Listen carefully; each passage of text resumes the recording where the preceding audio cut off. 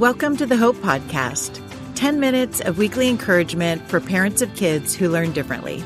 My name is Jimelle Carlson, and I'm so glad you're here. I hope you enjoy this week's episode. Hey, friends. So today I want to talk about the topic of self-regulation and how you can support your child when they are in a state of dysregulation.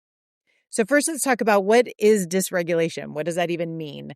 Dysregulation is basically when you are in a state where you are struggling to express and control your emotions appropriately. You may have trouble calming down, you're overreacting to things, you have difficulty expressing your feelings, expressing the thoughts you're having, and you may be exhibiting impulsive or self-soothing type behaviors.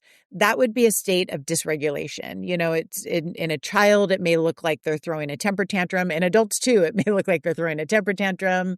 They're saying things that seem out of control. So what do you do in situations like that? Well, I'm going to provide you with 7 tips that I feel have worked in our school and when I've worked with children myself. But first, let's talk about what is going on in our brain when this is even happening. Our brains desire balance. Our brain, when one part of our brain is either over or understimulated, what is going to happen is our brain is going to try to soothe itself by doing self-regulation type behaviors. And some of those behaviors might be reactive and not look very good and may not be good for your life. And other behaviors, self-regulation behaviors, may be intentional, which is the ideal situation. And by self-soothing, your brain then feels a sense of balance.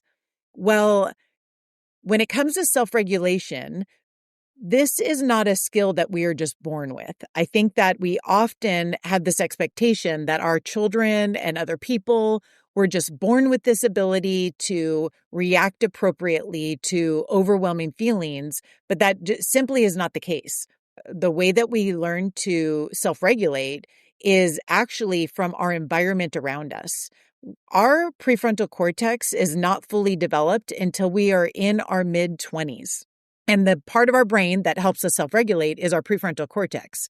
So when you're a baby and a toddler and a child and even a teenager, your brain doesn't even have the full ability to self-regulate without going to the outside environment to understand how to self-regulate. And so our caretakers are the primary people that teach us how to self-regulate.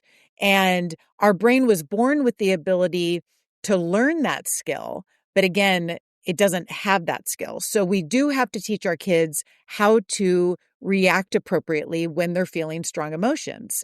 As we're learning to self-regulate, some of the things that we learn from our environment are going to be reactive ways of self-regulation. Reactive ways what I mean by that are things that kind of instinctually happen. Ways of reacting would be like yelling, trying to be in control, a control battle, throwing a temper tantrum, quitting some situations that feel hard, running away or shutting down when our emotions get strong. Then as we get older, some of those behaviors could turn into drinking or overeating to help us feel regulated. We might smoke, or a huge one now that a lot of people are doing is going to our phones and scrolling excessively, or just watching shows or playing games or excessively doing things to help our brains kind of calm down.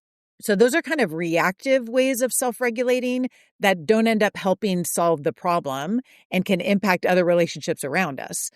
There are intentional ways of self-regulating, doing things like breathing, pausing, journaling. There are ways that you can actually self-regulate that are going to produce more positive results, obviously. And these are skills that need to be taught to our children. And the thing is, I know that some of us don't even have the ability to do those because we were taught how to self-regulate by our caretakers, by the environment that we were raised in. And it could be that you have developed some of these positive self-regulation skills, but maybe you yourself have developed some of the more reactive self-regulation skills. That's okay. You know, we can't control the environment that we came from, but we can control how our brain is wired. We actually have choices to rewire our brains and to change how we're self-regulating so that then we can help our children learn how to self-regulate appropriately. So here's 7 tips that I would like to share with you. If your child is in a state of dysregulation, what are some things you can do if you're in that moment? The first thing I would recommend is to check yourself. If you are in a state of dysregulation, it is going to be very hard for you to get your child to self-regulate. And very often, when a dysregulated person is interacting with someone else, it can trigger things in us that cause us to become reactive. If your child is experiencing anger and strong emotions, how are you then responding? If you are then arguing back or get into a battle with them, you are not going to be able to calm and soothe them. So I just want to encourage you to do a self-check. If you are dysregulated yourself, I highly recommend that you pause and you step away and you catch your breath so that you can come back to this situation calmly, because your child is looking to you to help them figure out how to self-regulate. The second thing I would recommend is actually just what I said, to pause. Pause with not just yourself, but teach your child to pause. When they are in fight, flight, or freeze mode, that is not going to be the time to have a major conversation with them. That is not the time that you're going to be able to have a logical conversation and get them to understand why what they're doing is wrong and how their behavior is inappropriate. Their brain is in a high state of emotion. So everything you're going to get out of them at that time are strong emotions. So pause, ask them to just sit quietly for a few minutes, catch their breath, you do the same, and then come back to a conversation with them. And when you first engage in that conversation with them, I encourage you to use simple words. Their prefrontal cortex is already underdeveloped. It is not the same as talking to an adult. Their reactions are highly emotional. So you want to use simple words that are going to help kind of calm the situation. Don't get into a long, lengthy conversation in that moment while they're in that high emotional state. You can save the long conversation after they are feeling calm. Then fourth, what I would ask them, a child, if I was working with them, I would ask them to try to identify what is going on. What are they feeling? Are you feeling scared? Are you feeling angry? Are you feeling anxious? What are the emotions? Help them learn how to identify the emotion that they're feeling. Okay, number 5, what I want to encourage you to do is to empathize with what your child is saying. Even if all the things that they're saying, you know that they're not true. If you do not empathize with all the strong emotions and the things that they're saying, they are not going to feel like you care about them. They are not going to feel connected. They're not going to feel that they can be vulnerable with you. If they share a bunch of crazy things, the best thing that you can do is tell them that you understand how it feels to feel those feelings. For example, if they said, I feel like everybody hates me and my life is going to be ruined. If you share with them, wow, I have felt that way before, and that is really hard. I'm so sorry that you feel that way. That would really, really be hard to feel like everybody hates you and like your life is going to be ruined if you do this one thing. That's a hard feeling. That makes sense to me why you would scream if you felt that way, or why you threw that temper tantrum like that, because that would be a scary feeling to have. If you, on the other hand, tell them why they're wrong for feeling that way and tell them their feelings are false and that is not how they should feel, they are going to just shut down. They aren't going to feel like you understand them. This is not the time to tell them why their feelings are wrong. When someone is expressing this deep pain and fear and insecurity or anything like that, empathy is the best thing that you can offer them. And just know you are going to have an opportunity later when they're in a more logical state to talk through the truth, to talk through what the real situation is. But in that moment of high emotion, what you want to do is empathize. Give them a hug, tell them you're sorry they're feeling that way, and tell them that you get it, that you've had hard feelings like that too. You've been afraid, you've been scared, and that those feelings are hard. Number 6, what I encourage you to do is to talk through a new response. So after you empathize with, wow, it's really hard to feel that way. I understand how it feels to be afraid, or I understand how it feels to not want to go somewhere because you might get embarrassed or something like that. I get that. But then you want to talk with them about what are some healthy ways that we could actually work through those emotions, because yelling, screaming, throwing ourselves on the ground, that isn't helping your life and that isn't helping the situation here. So next time you're feeling angry, afraid, scared, what would be a healthy way for you to get those feelings out? What would be some tools that you could use? And you could talk through proper self-regulation techniques with them and how they can own their feelings, identify their feelings, but then express them in a way that's going to actually help their life, that's going to help them be able to get their needs met, as opposed to getting the opposite. Because the thing is, when they're doing these impulsive, reactive self-regulation techniques, they're actually going to get the opposite of what they need. They're going to have people end up getting angry with them. They're in trouble.